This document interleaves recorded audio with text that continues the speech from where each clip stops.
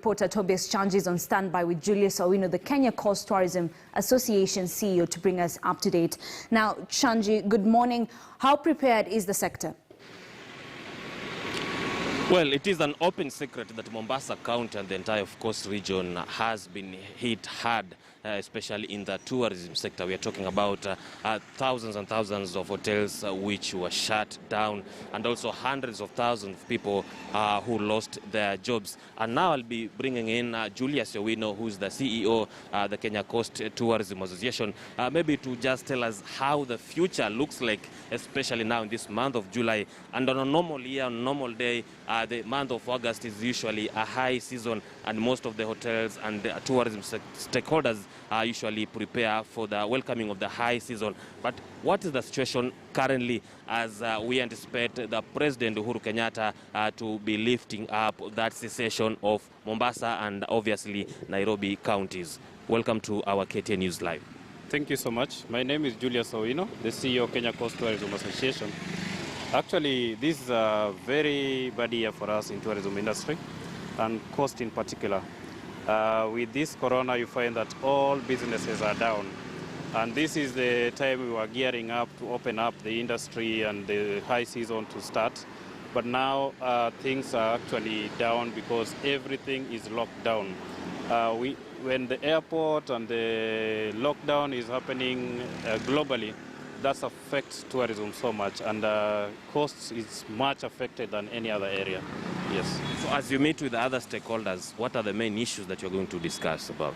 Today we are having a meeting with all association chairmen, and we are going to discuss how can we work together as private sector and tourism stakeholders to push this industry forward. You know, this year we were expecting to get around 2.5 million tourists, international arrivals, and of course around 4 million or 5 million domestic tourists to come in. But you see, these all have been affected. Possibly we might just get 30%. And one of the major things that we're also discussing is also we are petitioning the government and more so the president to actually ease the lockdowns, more so the between inter-counties. You know, when you lock Nairobi, Mombasa is much affected. So, and also now that the protocols are out, I know most of the hotels and the tourism stakeholders are working so much to implement those protocols, including much investment. But now we are going to discuss how possible do we ensure that most members are able to operate and open their businesses.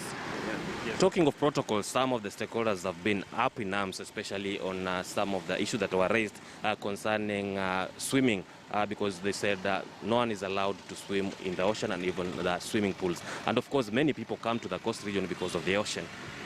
That is something that is really challenging, because if you are opening and tourism, people come to the coast because of the beach and swimming.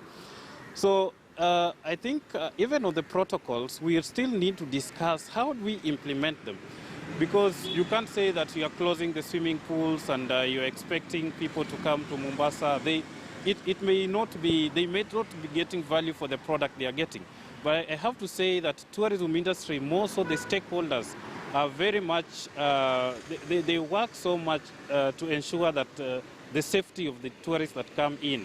And that is why even if you go to a hotel or a restaurant, they'll always welcome you warmly and welcome and assure you of your safety. Then lastly, you've talked about 5 million tourists that you're expecting. Maybe could you just quantify for us in terms of losses that the tourism sector has made, not only in Mombasa County, but even coast region as of now? We are talking about domestic tourism, which we are expecting around 5 million tourists in the whole country, and 2 million in the whole country from international tourists. So in the coast alone, we expecting that much of the domestic tourists will land in Mombasa and the whole coast region along the coastline, because we have one of the biggest and the best products.